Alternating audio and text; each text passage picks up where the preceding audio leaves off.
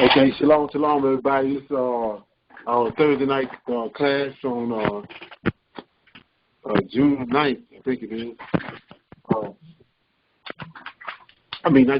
April the 9th. So we're going to do our prayer first, and then we're going to go into current event. Do a moment of silence, get our praise.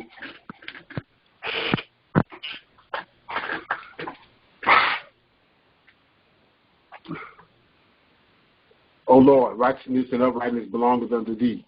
Therefore, we come before thee at this hour, seeking thy face and looking for righteousness and uprightness, that we may walk before thee as thy servants David, Solomon, Samuel, and Hezekiah did, that we may walk before thee in truth and in righteousness and in uprightness in the heart.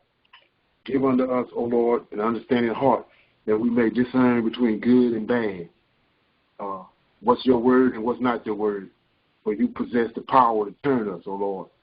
For we desire to walk after thee, O Lord, and keep your commandments and your testimony and your statutes with all our heart and with all our soul, to perform the words of the covenant that was written down by your prophet.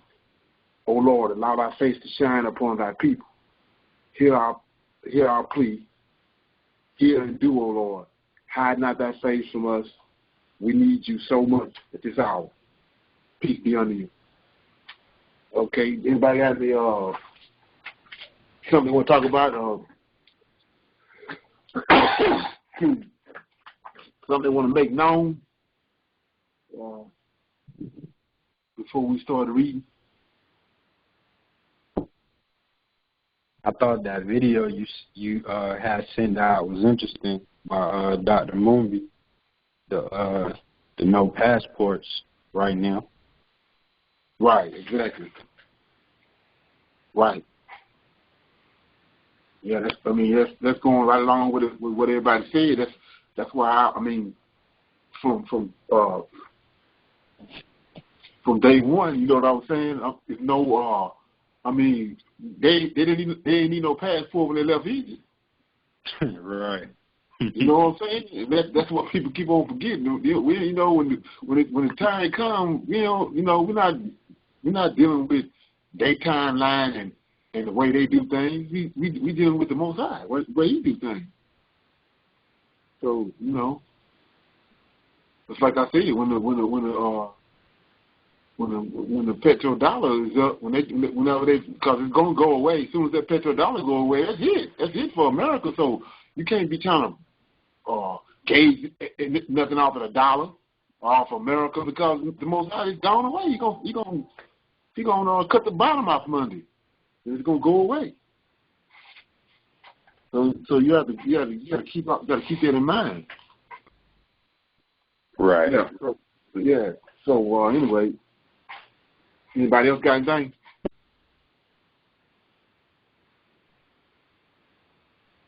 Okay. I'm gonna read out of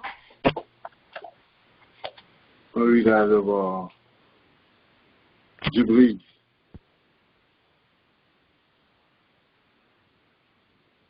Anybody know where I stopped at? Or we stopped at?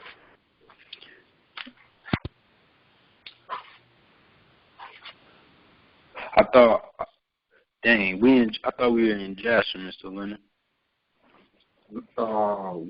What I read out of last night. Jubilee. I read out of Jasper last night, right? Oh, you probably did then. Yeah, you did. I think you read out of Jasper. Right. Okay. We have so where I'm at in Jubilee, 32? 47. 47? Let me see. Yeah. Okay, yeah. I got it marked right here. Okay. I'm going to read 47, and it's short, 47 and 48. Yeah, I'm going to read 47 and 48. I'm in Jubilees, chapter 47. And in the 7th week, in the 7th year, in the 47th Jubilee, thy father went forth from the land of Canaan, and thou was born in the 4th week, in the 6th year thereof, in the 48th Jubilee. This was the time of the tribulation, of the children of Israel, and Pharaoh, king of Egypt, issued a command regarding them that they should cast all their male children which were born into the river, and they cast them in for 7 months until the day that thou was born, and thy mother hid thee for 3 months, and they told regarding her, and she made an ark for thee, and covered it with pitch and asphalt, and placed it in the flags of the banks of the river, and she placed thee in it 7 days, and thy mother came by night and suckled thee, and by day Miriam thy sister guarded thee from the birds, and in those days Thamar, the daughter of Pharaoh, came to bathe in the river, and she heard thy voice crying, and she called her maidens to bring thee forth, and they brought thee unto her, and she took thee out of the ark, and she had compassion on thee. And the sister, she said unto her, shall I go and call unto to one of the Hebrew women to nurse to nurse and suckle this babe for thee? And she said unto her, go. And she went and called thy mother Jochebed, and she gave her wages, and she nursed thee. And afterwards, when thou was grown up, they brought thee unto thy daughter Pharaoh, and thou didst become her son. And Amram thy father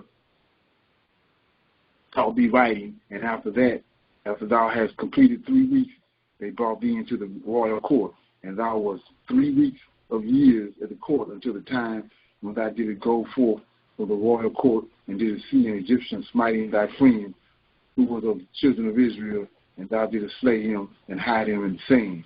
And on the 2nd day, thou didst find 2 of the children of Israel striving together, and thou didst say to him who was doing the wrong, why doest thou smite thy brother? And his anger was and he was angry and indignant, and said, who made thee a prince and a judge over us? Thinkest thou to kill me as thou killed the Egyptian yesterday?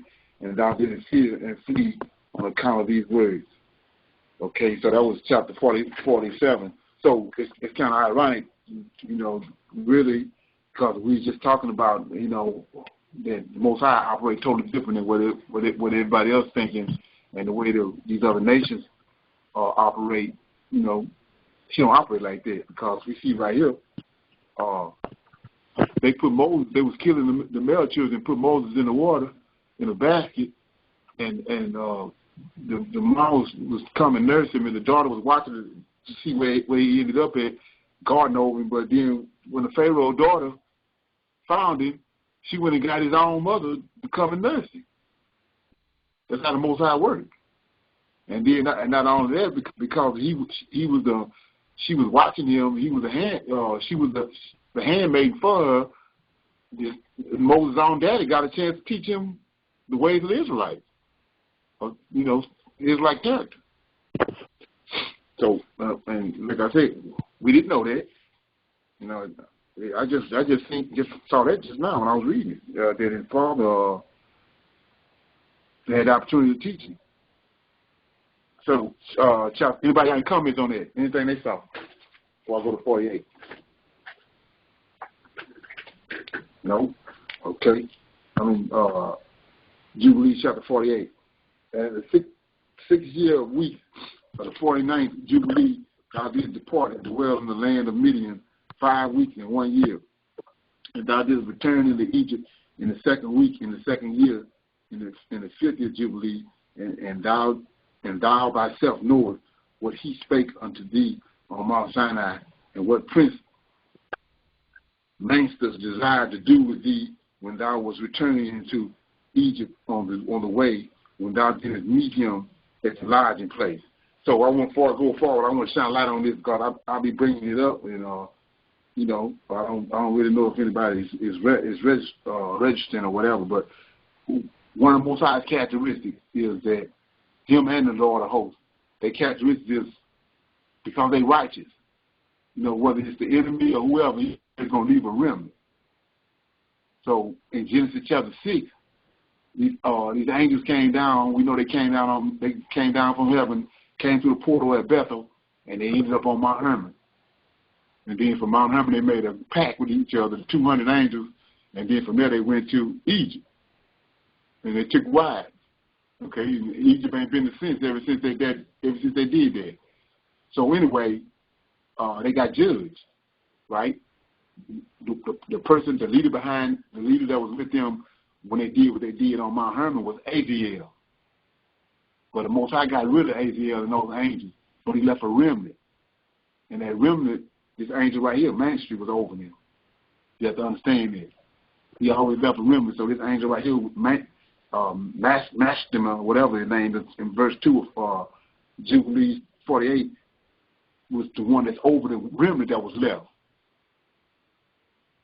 Okay? And so that's just the same angel that was tempting Moses to tempting Abraham to try to kill Isaac. And Michael had to show up and cut him off. So anyway, it says Satan. Just like in the garden, it's saying Satan, but it's not Satan. That's a title. This angel got a name. And just like right here, it's saying Satan tempted Abraham with Isaac. It was Satan, which means the adversary or to come against, but the actual being was the angel right here. Okay, verse 3 of Jubilees 48:3. Anybody got any comments on that? Anything they're confused about? Okay. Jubilees 48, verse 3. Did he not, with all his power, seek to slay thee and deliver the Egyptians out of thy hands when he saw that thou wast sent to execute judgment and vengeance on the Egyptians? And I delivered thee out of his hand, and thou didst perform the signs and the wonders which thou wast sent to perform in Egypt against Pharaoh and against all his hosts and against his servants and his people. And the Lord executed a great vengeance on them for Israel's sake, and smote them through the plagues of blood and frogs, ice, and dog flies, and malignant boils breaking forth in blains, and their cattle by death, by hailstorm. Thereby he destroyed everything that grew from them, and by locusts which devoured the residue which had been left by the hail, and by the darkness, and by the death of the firstborn of men and animals. And on all their idols, the Lord took vengeance and burned them with fire. And everything was sent through thy hands, that thou shouldst declare these things before they were done, and thou didst speak with the king of Egypt before all his servants and before his people. And everything took place according to thy word. 10 great and terrible judgments came on the land of Egypt, that thou mightest execute vengeance on it for Israel.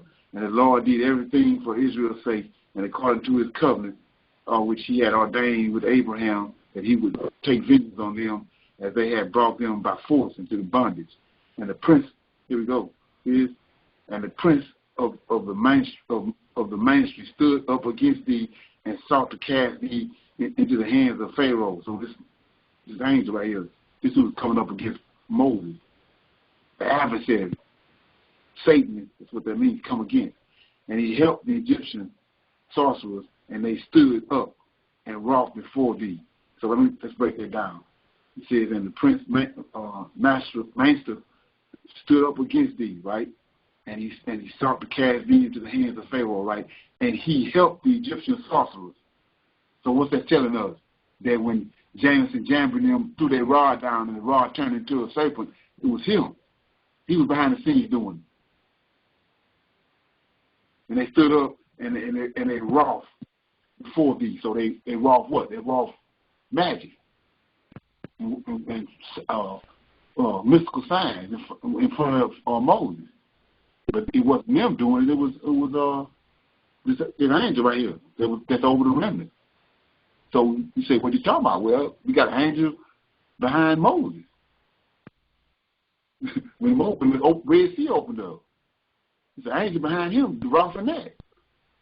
And like I said before, when you go to the story about the water, that when they was at they asked for water, and he went to strike the rock, and the water came out.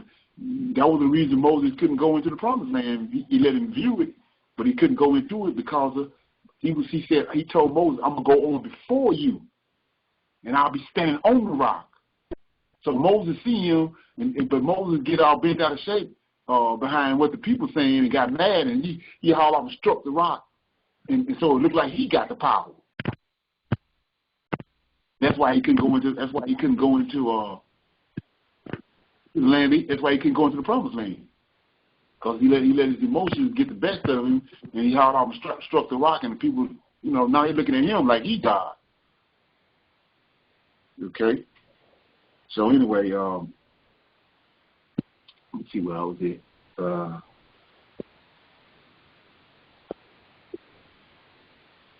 Verse 5. Let me see. Verse 7. And everything took place according to thy word.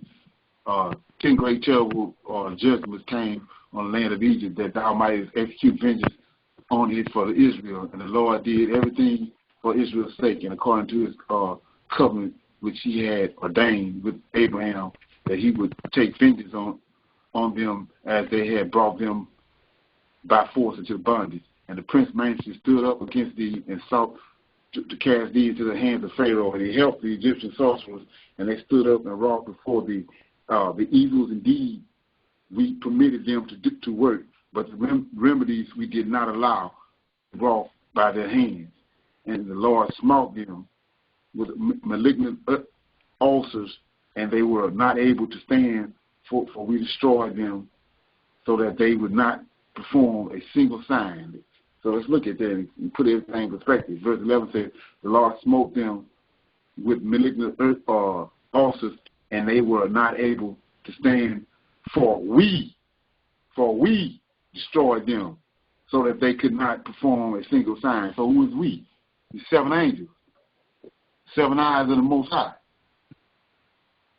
We. So you say, what are you talking about? In Genesis 1 and 26. Let us go down and make man in our image. These 7 angels, we made in their image. Not the Father, Son, and the Holy Ghost. He said, let us, these 7 angels, go down and make man in our image. Okay? Verse 12. And notwithstanding all these signs and wonders, the prince of Manasses was not put to shame, because he took courage and cried to the Egyptians to pursue after thee with all power of the Egyptians, with their chariots and with their horses, and with all hosts of the people of Egypt. And I stood between the Egyptians and Israel. Let's look at that now. I'm going to go back up. I wasn't going to deal with it, but I'm going to deal with it now. 12. Now, notwithstanding all these signs and wonders, look at this. The prince of the Main Street was not put to shame, because, look at this. This angel that's over the remnant, he took courage and cried to the Egyptians. So he behind the scenes. They can show up and they can be there and performing all kind of wickedness, but they'll have to show themselves. And they can come and they can show themselves, but they can be there and don't show themselves. So he says he cried to the Egyptians and to pursue after thee with all that powers of the Egyptians. So this who encouraged the Pharaoh behind the scenes to go behalf of the Egyptians after they had got embarrassed with the 10 plagues. Now you know why his heart keep on being hardened instead of submitting to seeing that he was outclassed and outmatched, but he couldn't, because he got this clown right here behind the scenes, hardening his heart. Okay, says, so after thee with all the power of the Egyptians, and with the chariots, and with their horses, and with all the hosts of the people of Egypt. All right, 13. Now watch this. And I stood between, look at this, I stood between the Egyptians and Israel. So who is that? When there's a fire that's leading them, and when the Egyptians came and they saw they was got about to overthrow them, he said the fire moved from the front and came behind Israel, in between the camp of Israelites and in between the Egyptians. Who is that? Michael. Okay, there it is right there. Like I said, I can do this all for 1,000 years. So 13 says, and I stood between the Egyptians and Israel. It ain't Yahweh. It It ain't Jesus. It ain't but one person. And he said, I. So you say, what you talking about? Isaiah 43. 10, he says, even I am he. There it is, right here. If you want to connect, if you want to know the truth and connect the dots, it says, and I stood between the Egyptians and Israel, and we delivered the Israelites. And we. Who was the we? Like I said, the 7 angels. Him and the other 6. And we delivered Israel out of his hands and out of the hands of his people, and the Lord brought them through the midst of the sea as if they were dry land. And all the people whom he brought to pursue after Israel, the Lord our God, our El, cast them into the midst of the sea, into the depths of the abyss between the children of Israel, even as the people of Egypt had cast their children into the river. He took vengeance on 100,000, a million of them, and 1,000 strong, and energetic men were destroyed on account of one suckling of the children of thy people, which they had thrown into the river. Back to what we just talked about. They killing Israelite children, and the Most High took a suckling, and brought him up, and shut Egypt down. So 15, and on the 14th day, and on the 15th, and on the 16th, and on the 17th, and on the 18th, the prince Manchi was bound and in prison behind the children of Israel, that he might not accuse them. Now you want to know where he at? Where he at? Why we ain't dealing with him now? See, he's bound right here. Did you know that? No. 16, and on the 19th, we let them loose that they might help the Egyptians and pursue the children of Israel. And he hardened their hearts and made them stubborn. And the device was devised by the Lord our God, that he might smite the Egyptians and cast them into the sea. And on the 14th, he bound him that he might not accuse the children of Israel on the day when he asked the Egyptians for vessels and garments, vessels and silver, and vessels of gold, and vessels of bronze, in order to despoil the Egyptians in return for the bondage in which they had forced them to serve. And he did not lead forth the children of Israel from Egypt empty-handed. Okay, now let's look at that. This is a doozy right here. So we all bent out of shape. Well, a lot of people, I ain't, but a lot of people bent out of shape about the reparations and all that. They bent out of shape about it, and they looking at what's happened to us the last 400 years, and they can't fathom that. How these people gonna do that? Well, look what happened right here. And the Most High don't change not. Verse 17 of Isaiah, Jubilee 48:17, and he hardened these angels, these wicked angels. He allowing them. He said he released them. He bound them up. When he wants something done for Israel, he bind them up. So he bound them up and he released them. And then right here it says, and he hardened. And so when he released them, 17, he hardened their hearts and made them stubborn.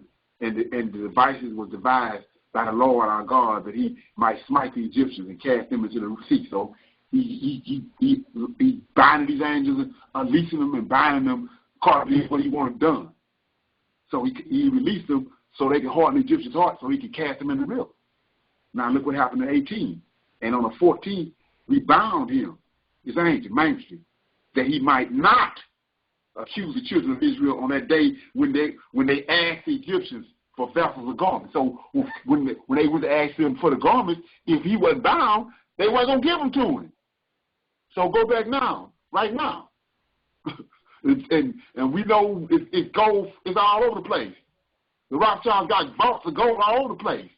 So when the time comes, we see what they're doing right here. So they're going to have to cough it out. So he says 18, and on the 14th, we bound him that he might not accuse the children of Israel on the day when they asked the Egyptians for vessels of garments. So they locked up. And now the Egyptians asked them for vessels of silver, vessels of gold, and vessels of bronze in order to despoil the Egyptians in return for bondage in which they had forced them to serve. Same thing. They had forced us to serve bondage over here. We asking for the reparations. Why we ain't got it yet? He ain't bound them clowns up yet. When he bound them up, then the reparations going to come forth. They're going to cough it up. Ain't nothing new under the sun. 19. And we did not lead forth the children of Israel from Egypt empty-handed. Okay? Any comments? Yeah, I stopped on 49, the Jubilee. Anybody got any comments? Yeah, I was going to say it's crazy when you look at the narrative and you compare the wicked angels to, the children of wickedness. Right. And the fact that they know who they're contending with. Right. And so it's two things. It's almost like, you retarded. You got to be retarded to even try to want to even have any type of energy to attempt to try to come against, the seven. Right. Something got to be wrong with you. Exactly. Right. It's like a trained animal. Right. And you just let him go when it's time for him to do whatever he got to do, and then you lock him back up again. But he really retarded. Right. Exactly.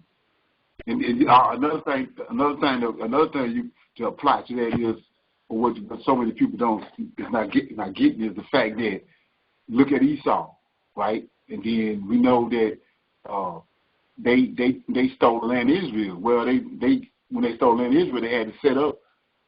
It tells you in Daniel chapter 11 that they picked the vision up. So if they picked the vision up, they had to make a priesthood. They had to make a fake priesthood. So once they became the priesthood, these supposedly wise men, just like the Levites was the wise men in Israel. Well, they puffed up. They got a problem because they was at one time they supposedly priests. So you got to go back to Satan and the third that was thrown out of heaven. They couldn't have been nothing but priests. It was a priesthood, and Satan was the high priest. So why they so ignorant? Why they keep on trying to challenge these seven and challenge the Most High order? They can't do nothing else because they caught up. They perverted and caught up with the wisdom, like Satan was. He tell you Satan was what he pride was found in thee. You was good until pride puffed up in you. What was he? He's a priest. He wasn't just a priest, he was a high priest. What caused the Egyptian civilization to fall? The priests. They got puffed up. The priests of On. So that's what the problem is. That's what it is. That's really keep on. They can't just say and submit and really I can't see that you outgunned, you outmatched. They can't see that because of where they was at and who they think they is. You can go to the pastors today. It's the same problem. Right. And then people want to know why Israel can't get along today.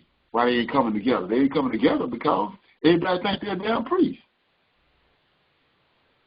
Everybody think they're a pastor.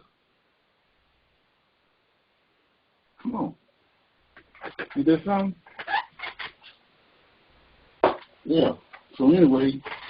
I want to say one more thing too. And so this narrative right here, because I had never even paid attention to it. I read it before, but I never paid attention to the fact that it's the same narrative that happened in Babylon.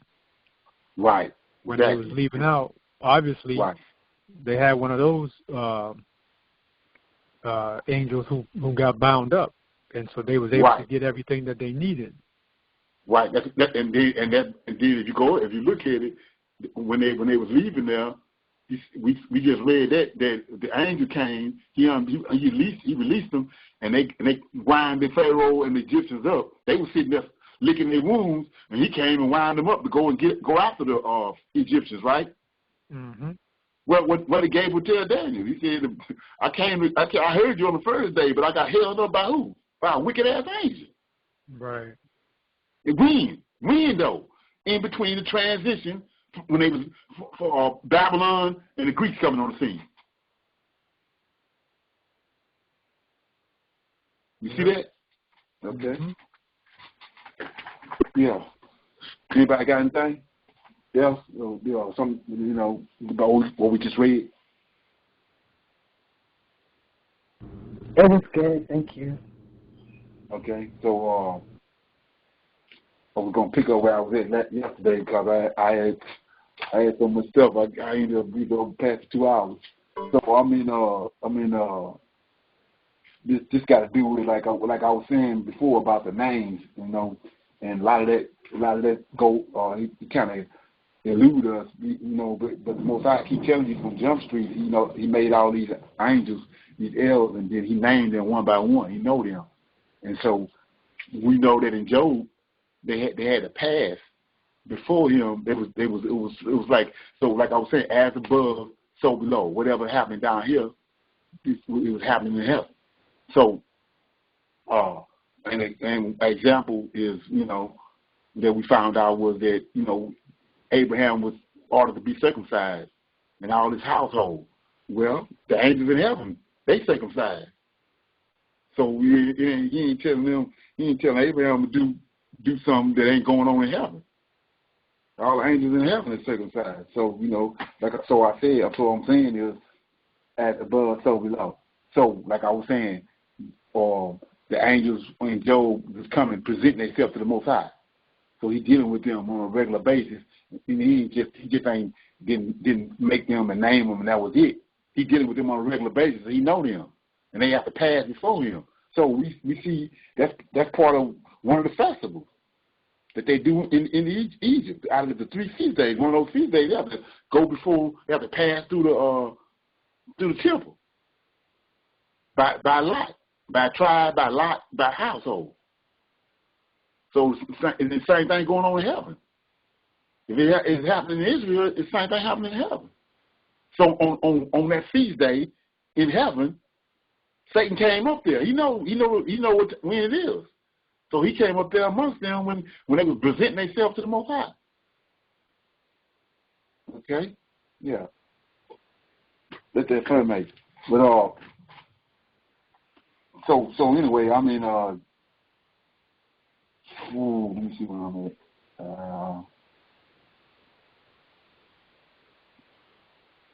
Let's see, let me find it first. Because this about, it dawned on me when I was reading the virgin birth. It's big. Let me find it right quick.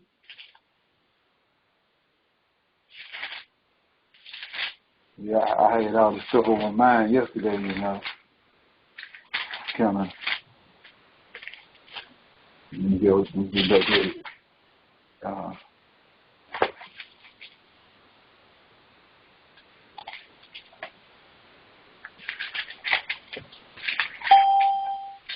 Judges chapter. Shalom.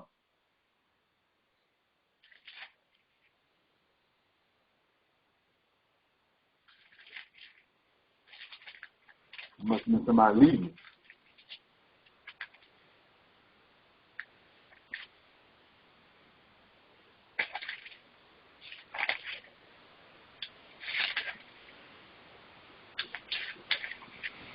Okay, so I'm in chapter 13, and in chapter 13, verse 6. Let me see if I'm right. What book is that? Judges, chapter 13. Yeah, I'm gonna read this, and I'm gonna read this, and I'm gonna see if you can, if anything gonna click in y'all mind. So I'm in chapter 13. I'm starting at verse 1.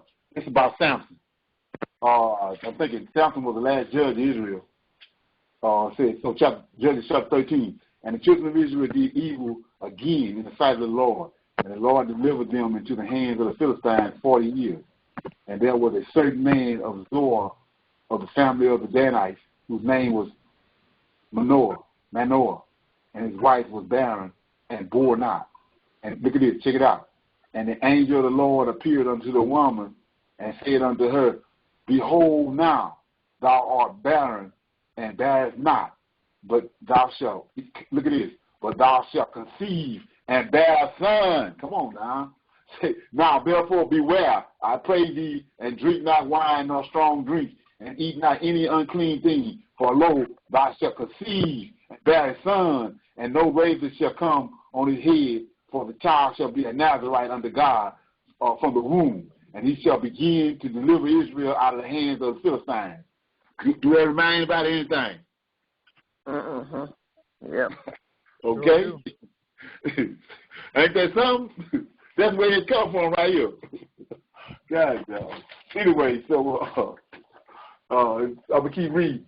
Then the woman came and told her husband, said, "A man of God came unto me, and his countenance was like the countenance of an angel of God, very terrible. But I asked him not whence he was, neither told he me his name." So I'm killing two birds with one stone. I'm revealing to you what I was telling you about the what they call that plagiarism. It's another name. I can't remember. But so they went to the Old Testament.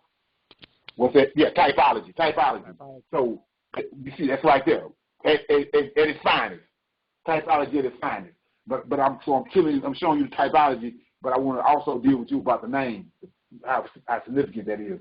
So it says, we talked yesterday how they was talking to these fallen angels. We see how they was operating in Egypt and how they was operating in Babylon. But they was talking to these fallen angels. But they was talking to them, these angels was peering to them by these trees, by certain trees. Go back to Nimrod, the Christmas tree and all that. So they would make a grove. Wherever this fallen angel would appear to them at, they would make a grove there and worship that spot. Remember what happened with Moses. When Moses saw Michael said, "Come nigh where I'm at, but take your shoes off. The ground is holy." Well, they doing the same thing with these angels. They denigrating the spot where they met them at. That's what going up in the high places was all about. So in the Most High, so he ain't just talking about some imagination of their mind. They dealing with these beings, but they wicked ass beings. They fallen angels, and he said, "Don't worship them, worship me." You know. So anyway, so they dealing with them. They dealing with the Israelites are dealing with these seven, but this nation is dealing with these wicked ones. And so he said, "What you talking about?" Well, didn't Aziel appear to Tubal-Cain and showed him how to make metals? What's the difference in that? Then when Nathan went and got David and told him, brought him into, it says David went in and sat down and talked to the Lord. So how can Aziel show Tubal-Cain how to make metals if he don't sit down and talk to him? That's what's not registered in our mind. So anyway, I'm in verse 6. Then the woman came and told her husband, saying, "A man of God came unto me." Come on. You know, and his countenance was like the countenance of an angel. She looking at all that upside his head. Go back to the garden when Eve saw the serpent. She's looking at him. He's the most beautiful thing the Most High made. She lusting after him. Come on. It says that unto me, and his countenance was like the countenance of an angel of God. Very terrible. But I asked him not, she said. So I asked him not. Neither told he my name. So that's part of the status quo. They got a name. They tell him his name. What Gideon said. Gideon told him this Baal grove. I told down Baal's grove. Let him come. He can't. You the reason why he built this grove. You talked to him under this tree. Well, let him come back. I told the grove down. You know why you all been trying to say let Baal. It's his grove. Let him come back and tell me about it. Come on. So verse 7 says, "But he said unto me, Behold, thou shalt conceive and bear a son." Come on, this dead out of the New Testament. And now drink no wine nor strong drink, neither eat any unclean thing, for the child shall be a Nazarite to God from the womb. Ain't no difference in this in Jesus. A Nazarite to God from the womb to the day of his death. Come on now. Then Manoah entreated the Lord and said, "O my Lord, let the man of God which thou didst send come again unto us and teach us what we shall do unto the child that shall be born." So let's look at that. So the Most High said, why did we get kicked out the land? We got kicked out of the land because he said, I ain't way out somewhere in outer space, or I ain't somewhere on Pluto. I'm right here in Mount Zion. I left here. I called Moses over here, and then I went back to Egypt with Moses and brought the 10 plagues, and I brought you over where I live at. I'm nigh under you. He right there. He nigh under you. So let's look at it. See if he nigh under him. So Manoah's wife saw this man, and she said he got to be an angel because he's countless, and he got a terrible countenance. He's terrible. So verse 7. Manoah understands that the Most High nigh unto them. So he said, but he said unto me, behold, thou shalt conceive and bear a son, and now drink no wine nor strong drink, neither eat any unclean thing, for the child shall be a Nazarite to God from the womb to the day of his death. Now look at this. Did Manoah entreat the Lord? I think right down the spot. He nigh unto him. Look what he said. And he said, oh my Lord. He ain't going nowhere.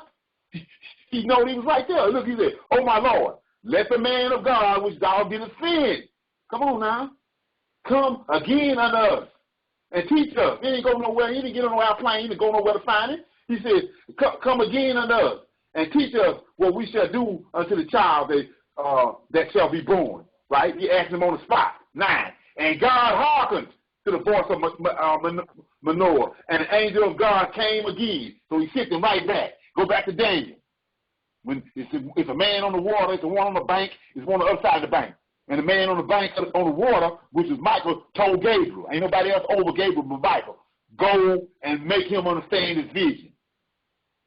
Come on now. Says, and so when you get this understanding, you can't fumble with it no more. So he said, 10. And the woman made 9. And God hearkened to the voice of Manoah, and the angel of God came again, sent him back. And came again unto the woman, and she sat in the field. But Manoah, her husband, was not with her. And the woman made haste and ran and showed her husband and said to him, behold, the man have appeared unto me that came unto me the other day. And Manoah arose and went after his wife and came to the man. Look at this. And said unto him, art thou the man that spaketh unto the woman? And he said, I am. And Manoah said, now, let thy words come to pass. How shall we order the child? And how shall we do unto him? She been barren. Come on. He ain't just talking to him, something with it. This woman been barren. He says, and Manoah said, now, let thy words come to pass. How shall we order the child, and how shall we do unto him? And the angel of the Lord said unto Manoah, of all that I said unto the woman, let her beware. She may not eat of anything that cometh of the wine, neither let her drink her wine or her strong drink, nor eat any unclean thing. All that I command her, let her observe. And Manoah said unto the angel of the Lord, I pray thee, let us detain thee. Look at this. Until we shall have made ready. Look at this. Till we shall. Hold on. Let me calm down. Until we shall have made ready a kid for thee. Come on now. So let's look at it. What you talking about? Go back to the grove worship. Now watch this. He said, hold up, man. Hold up 1 minute. You done showed up over here. Hold up 1 minute. Let us get a kid. Come on now. Let's get a kid. Go back to, that's where I'm going. Go back to Genesis 18. Let me read it so I can make it plain. Genesis 18 says, verse 5, 3, and said, Abraham said, my Lord, if now I have found favor in thy sight. Okay, ain't no difference in Manoah and Abraham. They Hebrews and Israelites. Pass not away, I pray thee, from thy servant. Let a little water, I pray thee, be fetched, and wash your feet, and rest yourselves under the tree. Look at this. And I will fetch a morsel of bread, and comfort ye your heart. After that ye shall pass on, for therefore are ye come to your servant. And they said, so do as thou hast said. And Abraham hastened and hastened into the tent under Sarah and said, make ready quickly 3 morsels of fine meal, hearken it, make cakes upon the hearth. And Abraham ran unto the herd, right, and to fetch a calf, tender and good, and gave it unto the young man, and he hastened to dress it. So he ain't doing nothing no different in 13. He said, hold up. He's doing just what Abraham did. Verse 15, Manoah said unto the angel, I pray thee, let us detain thee. Not put no chains on him. Let us hold you up for a minute. Because we appreciate what you've done. So until we shall have made ready a key for thee. And the angel of the Lord said unto Manoah, though thou detain me, I will not eat of thy bread, and if thou wilt offer a burnt offering, thou must offer it unto the Lord. For Manoah knew not that he was the angel of the Lord. And Manoah said unto the angel of the Lord, what is thy name? See that? So like I said, ain't no spirits bouncing around up in heaven, ain't got no name. Says 17, and Manoah said unto the angel of the Lord, what is thy name? That when thy sayings come to pass, we may do thee honor. And the angel of the Lord said unto him, why askest thou after my name, seeing it is a secret? Come on now. So go back to Jacob. Manoah ain't doing nothing no different than Jacob and nothing no different than what Abraham did. 19. This is what we done lost. And Manoah took a key with a meat offering. Watch this. And offered it upon the rock unto the Lord, right? He made the offering on the rock to the Lord. And the angel did wondrously. And Manoah and his wife looked on. Watch this. For it came to pass, when the flame went up toward heaven from off the altar, that the angel of the Lord ascended in the flame of the altar. Come on. And Manoah and his wife looked on it and fell on their faces to the ground. But the angel of the Lord did no more appear to Manoah and his wife. Then Manoah knew that he was the angel of the Lord. And Manoah said unto his wife, we shall surely die because we have seen God. Okay? So my point is this. So it's a whole bunch of information in that. If you're trying to figure out the truth. So my point is this. The lowly Christian tell us that Gabriel came to Mary and told Mary she could have a son, right? Right. Look at it. So how much more do anybody, you see anybody talking about Manoah's wife when she had Samson? Is anybody talking about Samson today? No. Okay, well, let's look at it though. So he says the angel. I'm in verse 11. And Manoah rose and went after his wife and came. And Manoah arose and went after his wife and came to the man and said unto him, art thou the man that spakest unto the woman? And he said, I am. Right. So remember the story with the angel Gabriel. Now. Wasn't no anybody. Gabriel came to Mary, and he said, now let thy words come to pass. How shall we order the child? And how shall we do unto him? Remember who Jesus is and how they blew him up in the New Testament. And Samson ain't nothing but he's some little lowly strong man. Compared to Jesus, he's some little lowly strong man. So 13, and the angel of the Lord said unto Manoah, of all that I said unto the woman, let her beware. She may not eat, look at this. She may not eat of anything that cometh of vine, neither let her drink wine or strong drink, nor eat any unclean thing. All that I command her, let her be observed. So did Gabriel tell her, Mary that? Mm-hmm. When the angel makes sure he tell, when Gabriel make a point to tell Mary that, if this ain't nothing but lonely Samson, and he making sure that he tell her the things she can't do while he in her womb. Did he tell Mary that? Mm-hmm. No. Okay, come on now. Now you see what I mean? So it's absurd. It's absurd. To believe that, it's absurd. Right. Come on now. Yeah. Okay, so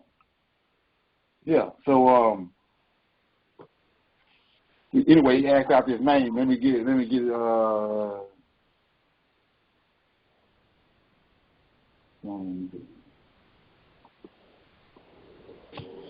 Yeah, so like I was saying before, we keep hearing that when they making these burnt offerings and these sacrifices, that and we know that in the Genesis chapter, when the angel came, the angel of the Lord, which is Michael, came to Adam in the cool of the day, and then he showed him. Come on, these Manoah and them, they forefathers showed them how to make a sacrifice, how to do a sacrifice, but the angel of the Lord himself showed Adam how to make a sacrifice. What do you think happened? He went up in the sacrifice right there with Abel. When Adam was standing there, he went up in the sacrifice. Come on now. He went up when Adam made the sacrifice. He went up in the sacrifice. The Most High said that he said, I no longer want none of your sacrifices to come up in my nose. Come on now. Now we know why he's saying that based on this story right here. So he didn't know who he was. You know, he was talking to him and everything was good. He didn't know exactly who he was. But when he made that sacrifice, he had no other choice but to go up in the sacrifice. He had sense what he was doing. So when the sacrifice went up, he went up with the sacrifice. Come on now. Yeah. So that's how you know the sacrifice is accepted. That's why it's accepted. He went up and Adam saw that. See? But then the hoodwinked us on all that. He went up in the sacrifice. It's like standing there with a basketball and Magic Johnson standing on the side of you. Come on, Magic don't get the ball. He basketball freak. He gonna get the ball. You have to leave out the building. He gonna get the ball. So these angels are itching for a scratch. When you make a sacrifice, they itching for a scratch. When you make that sacrifice, they're going up in it. They're going up in it. Believe that. Okay. All right. So with that being said, interpretation with Elijah. Right. Yeah. That's what they're taking away from us. That understanding. Just like we see right here how that the angel Gabriel told Daniel, I got held up. We just not finding out now how they go. Daniel understood that when Gabriel said it. There's wicked angels hindering them. That's why they were crying out. That's why David cried out. Because he knows the stuff that's going on around him it's wicked ass beings around that's hindering him. So he cries to the angels that the Most High sent to help him. So Gabriel let Daniel know that. When Gabriel told Daniel that, Daniel understood that. But we don't have to understand it. We getting it now because we at the end. Okay. Anybody got anything? Any comments or something they want to say about that? I'm trying to see what time it is. I wanted to say when the angel told Daniel that he was held up, you know how Jacob wrestled with the angel? So right. Does Michael and them fight? I mean, so the wicked angels are holding them up because they're fighting with them, right? Or they're holding them up because what? When you say that the wicked angels withstood or held up Gabriel from getting to Daniel, they're warring? No, it's okay. When you go back to, like I said this a long time ago, was we're not understanding when the Most High say wicked shepherds. We think he's talking about men. But let's go back to the Israelites. When the Israelites came out of Egypt, it was like 700 some thousand of them, right? That left Egypt, right? Right. So if you looking from above down on them, that's a herd of sheep, right? Mhm. Who's leading them? Who leading them? Michael? An angel leading them. That's a shepherd. So when we talking about wicked shepherds, so the Pharaoh is an angel, the master that's over the rim of the angels. He's the shepherd that's over the Egyptians. So the Most High got to bind the shepherd in order to get them to when he wants them to do something that he wants them to do, he got to bind the wicked shepherd, and then for them to do what he wants them to do. And then when he want to, he wants them to harden their hearts. He released the wicked shepherd, and the wicked shepherd hardened their heart. Okay. Mm-hmm. So these wicked angels, they got a flock. The Egyptians is a flock. Mm-hmm. Okay. Yeah. And so you go back to Aziel. He tells you in the scriptures that he came to Cain, and he the one winding Cain up. Mm-hmm. See? Yeah. And so, like I said, where he at when the Most High, when the Lord of Hosts came in the cool of the day? He took off. He took off. So what I'm saying, let's look at it. So now that you understand all that, when it was wicked angels in Egypt, then Michael came, and we just read in Judges that he said that he showed up in Egypt. He came to Egypt, but he had the other six angels with him, right? Right. So you in Egypt, there's wicked ass angels there, and it's angels, the eye of the Lord, the seven angels there too. Go to the garden. What's in the garden? The tree of life, right? Mm-hmm. Michael. Right. And the tree of knowledge of good and evil, a wicked tree. Who is that? Mm-hmm. That's Satan. There we go. So, like I said, when the revelation comes, you can't fumble with it no more. Mm-hmm. Ain't no other answer. Okay, yeah. So, anybody got anything on that? Anybody got anything else? Okay, so what I'm gonna do right here is I just figured out how to play this little video. So I'm gonna do that right quick. And we're gonna talk about that because this is big.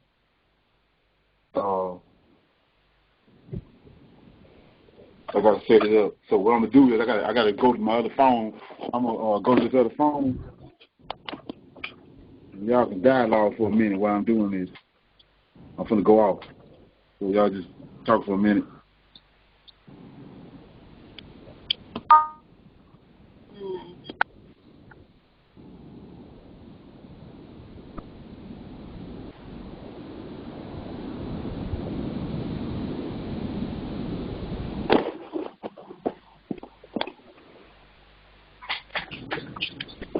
So the understanding of the teaching that Leonard just did on the sacrifices, when Leonard say that's something that we have. Okay.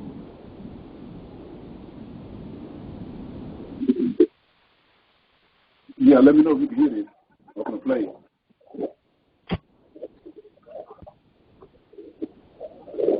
What'd you say, Leonard?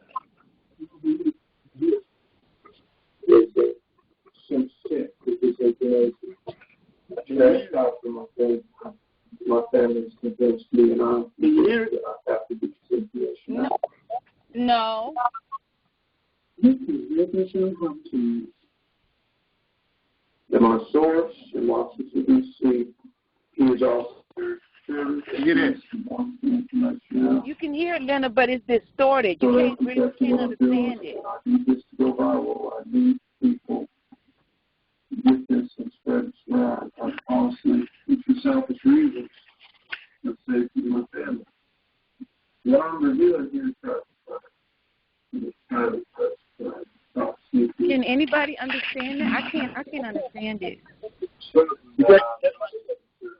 I can't understand it either. Yeah, it's real bad.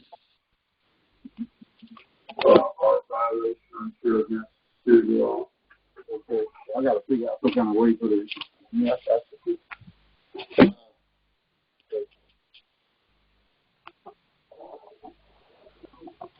If there's any way that you can, Leonard probably not on, but the way I was thinking was if he records the CD on his phone, but take the bass out. Some kind of way, take the bass out. I don't know. Make it more high pitch.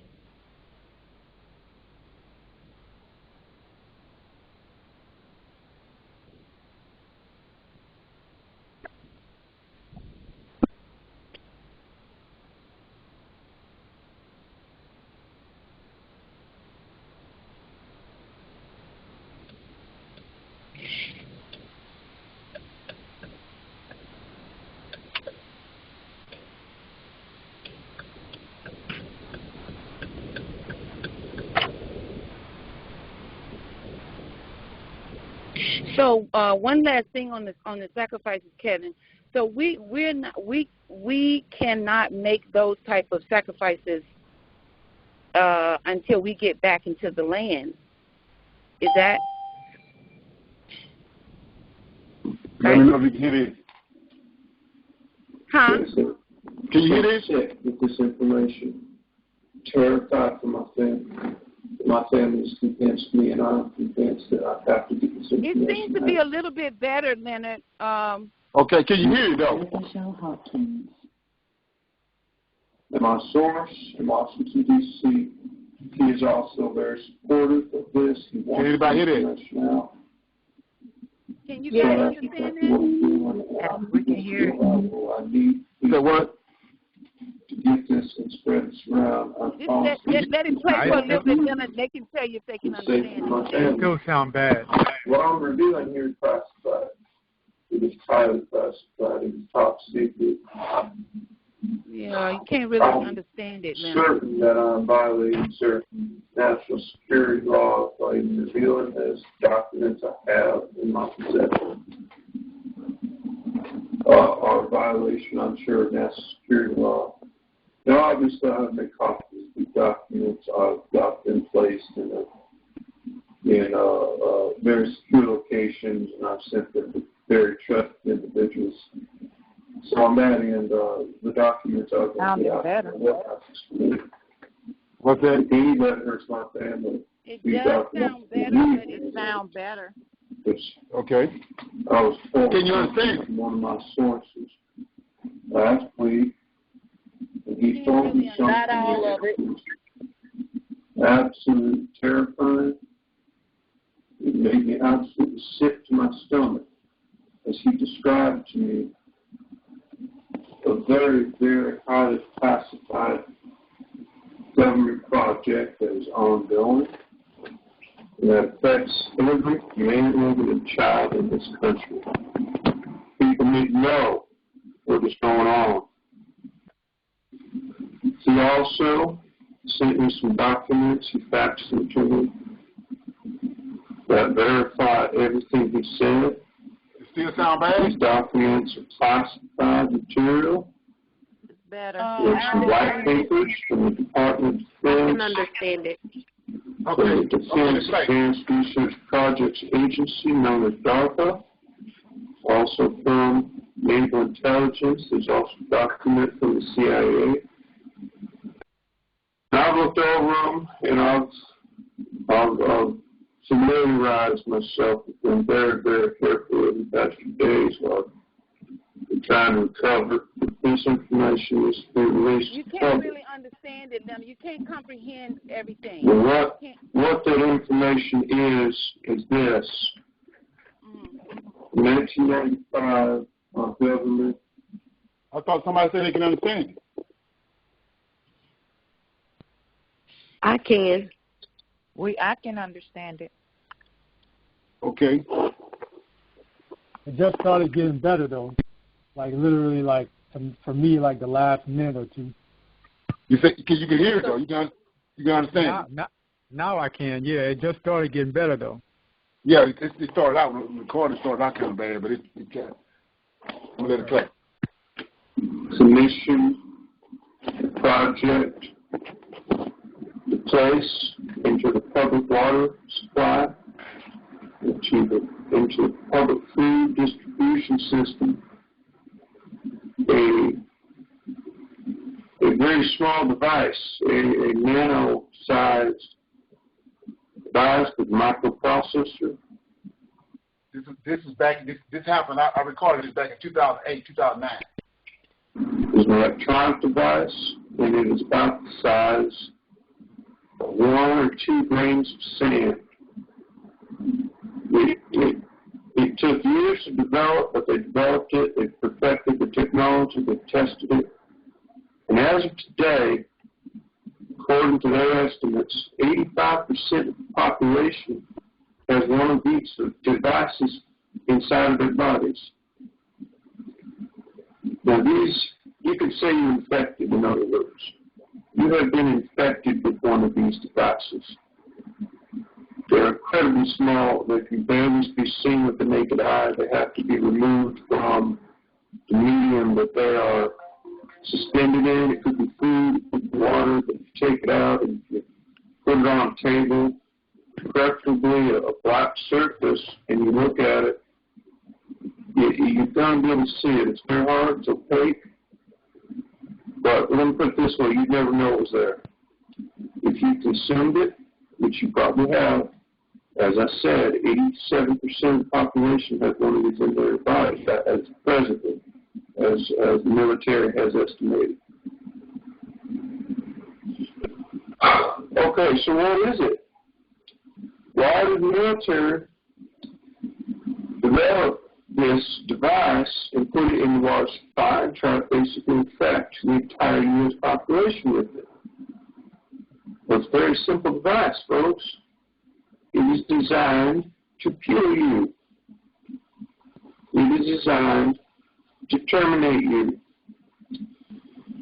That's what it does. It's very simple. It doesn't really do anything else.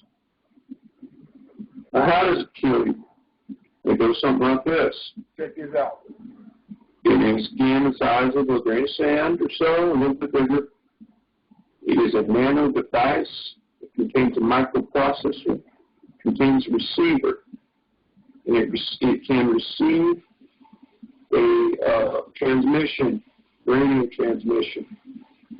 Once it receives this radio transmission, which is very specific, and it's something, let me put it this way, it is a frequency that is all our military uses and only knows about. It's not going to just be randomly activated while you're walking down the street. So it's activated by this signal. Now, how do they do it? Well, their cell towers cover 98% of this country in terms of coverage. Cell towers, radio towers. In addition to that, our military has spent about 5 years setting up a proprietary system,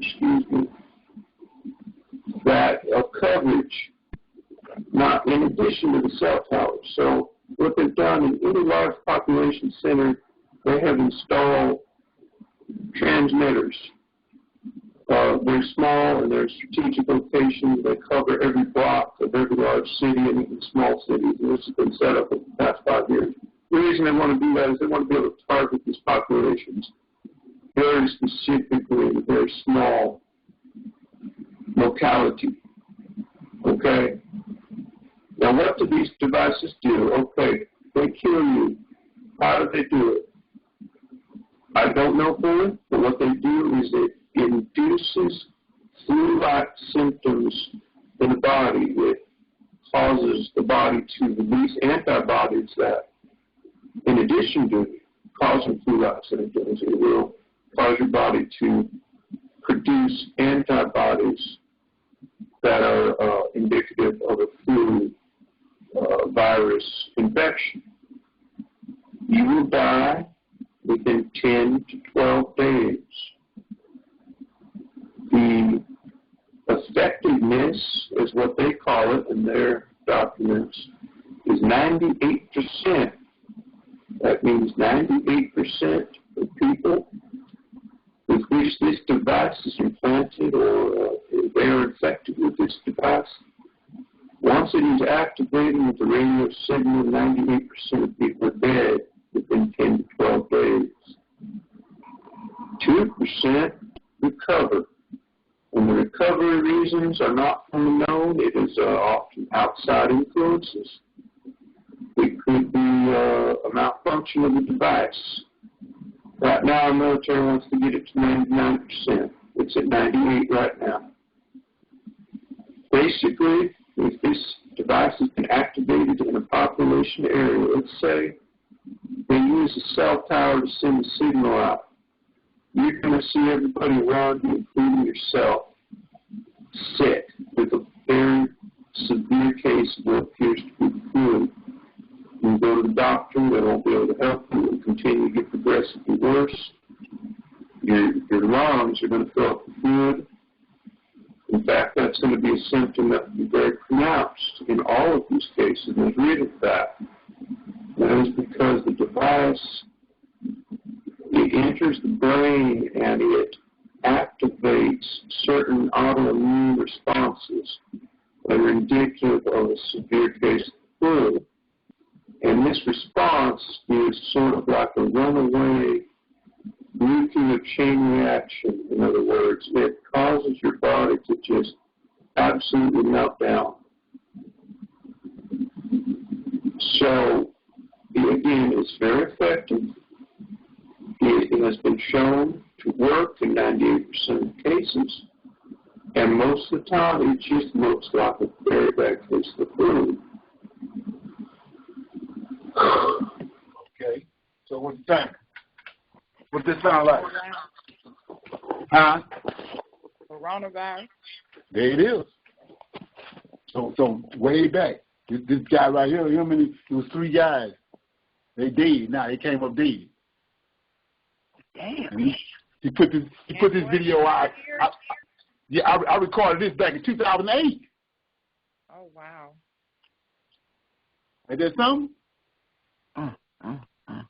Yeah, man, it's crazy. And then, so what I've been trying to do was, I was trying to find it on the internet, and I couldn't find it nowhere. So I went to digging in all my CDs, trying to find I knew I had recorded it, and I finally found it. And I was like, wow, man, it's crazy. So there it is, right there. This how they do it. They put this stuff in the water a long time ago. It's in everybody. And they send it's activated by frequency. What frequency you think that is? 5G. 5G.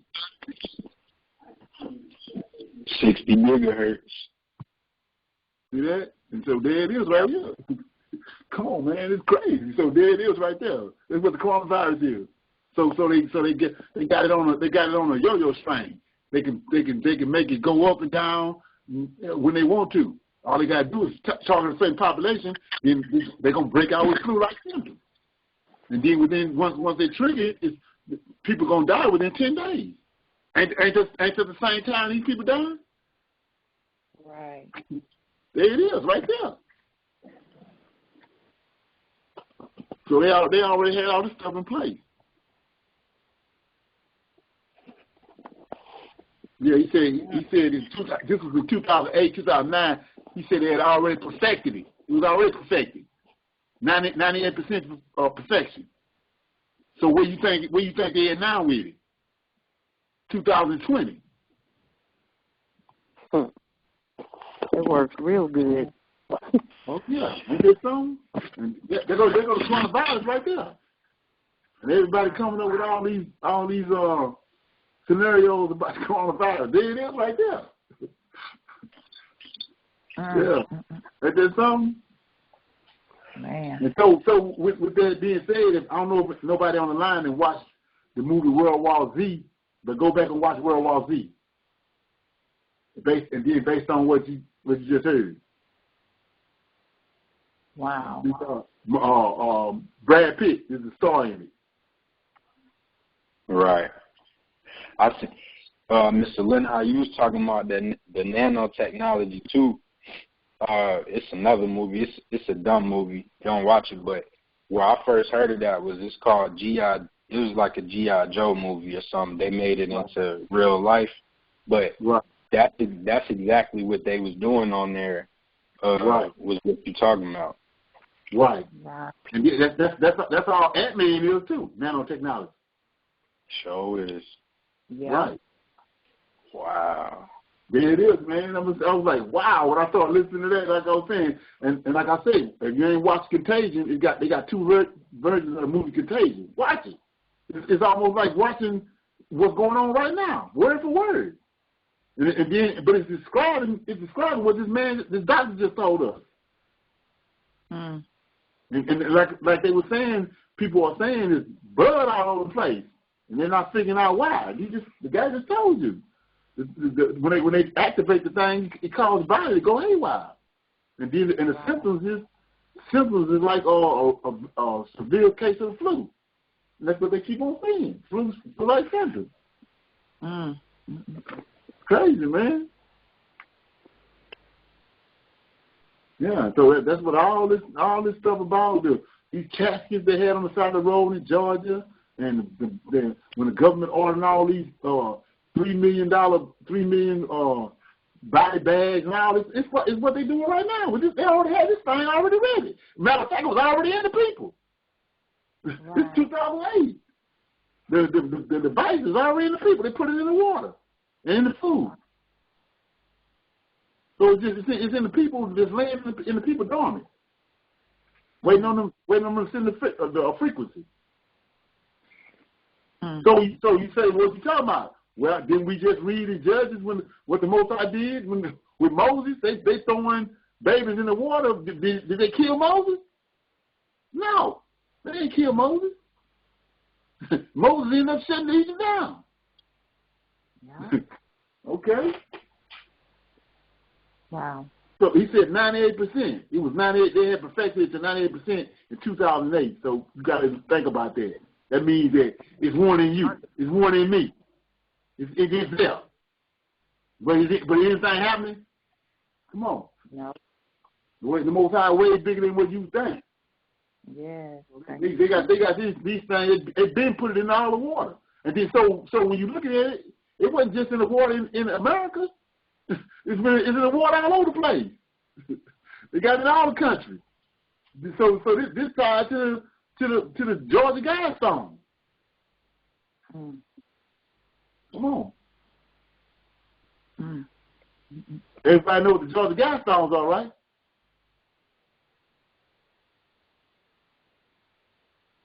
Do anybody know what the Georgia Guidestones are? Yeah. Okay. What is that? What's that? What is that? They got these big old stones they put in Georgia, and it's telling you on the stones, it's a big monument, and it's telling you that they want to reduce the population of the world down to 500 million people. Mm. And that's been up there. It's up there right now. It's in Georgia. Big old mountain, just like Mount Rushmore. It's right there for everybody to read. They already telling you what they want to do. Mm. The powers that be. They want to reduce the population down to 500 million people on our planet. Mm-hmm. That's what this thing for. That's what this coronavirus is a wake-up call.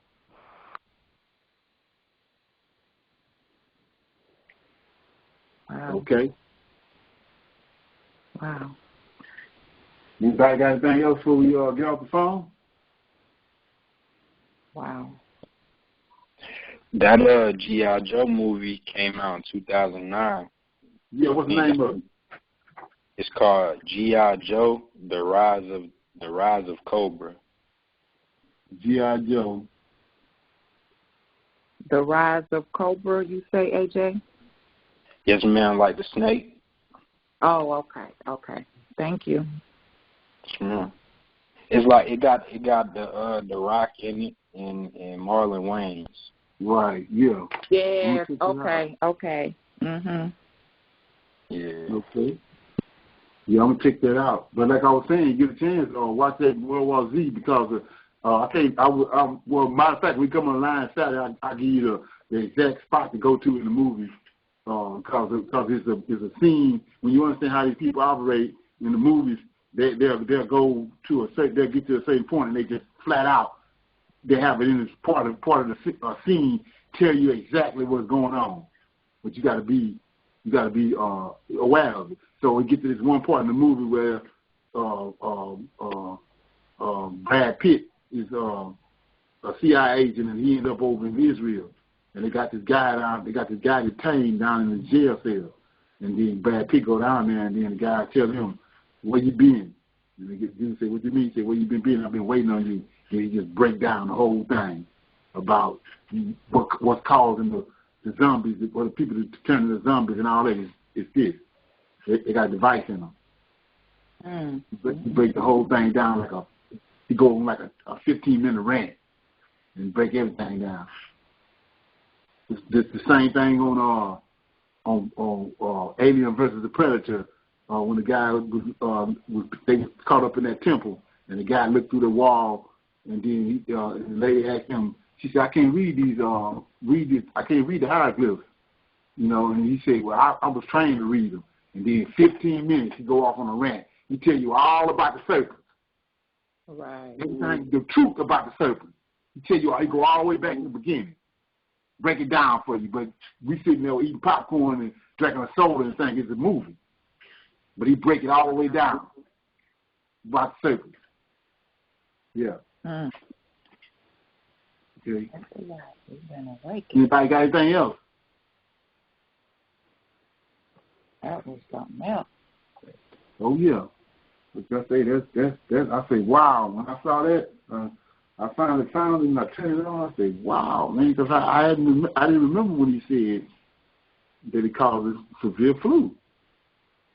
And I'll be dog if there ain't what's happening. This was all over the news. Crazy. Yeah. So anybody got anything else before we go? This was a good teaching. Thank you, brother. Okay. Yeah. Okay, we're gonna talk about this some more on Saturday. But I wanted to, I got something else. I came up with based on the times and where we at. If something you can let me know Saturday what y'all think about it. Everybody think about it, but I was thinking about Friday night. Okay, because that's the it's like I was saying about from midnight till morning is when these angels moving around. They doing they do. They refreshing the earth. Well, Friday evening when the sun goes down is when the Shabbat starts. Yeah.